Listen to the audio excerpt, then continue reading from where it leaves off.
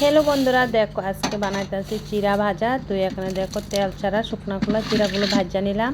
আর এখানে দেখো চীনা বাদামও ভাজা নিলাম, কারণ সকালে টিফিন নেয় তেমন করে। তো বাচ্চারা তো বেশি মুড়ি টুড়ি খাইতেও চায় না, তো চার লেগে আজকে চিরাগুলো দিয়ে এইভাবে বানিয়ে নিই।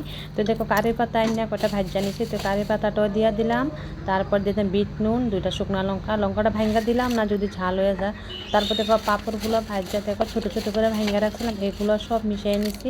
আর একটু লঙ্কা গুঁড়া দিলে দেওয়া যাইতো, কিন্তু ঝাল দিছি না। আর ইচ্ছা হইলে আবার চানাচুরও ভুজিয়া দেওয়া যাইতো, তো ঘরে নাই, তার লেগে ভুজিয়াও দিলাম না। তো দেখো আজকে আমার দেখো রেডি চিরা ভাজাটা দেখতে কীরকম হয়েছে দেখো। আর তোমরা কারা কারা এরকমভাবে বাড়িতে বানিয়ে খাও কমেন্ট করে জানাইবা। আমি প্রায় বাড়িতে বানাই, মানে খাইতে খুব টেস্টই লাগে। যে বাজার থেকে যে আমরা কিনে আনি এরকমই টেস্টটা লাগে। তো দেখো এখানে দিয়ে দিলাম খাও। আর আজকে আজকে স্কুলে গেছে না, আমি দুইজনই না দুই লিখেছো দিয়ালোচনি দুই খাইও দিয়ালো। তো আজকে ভিডিওটা এই পর্যন্ত, টাটা বাই বাই, সবাই ভালো থাকো সুস্থ থাকো। আর কেমন লাগলো ভিডিওটা জানিও।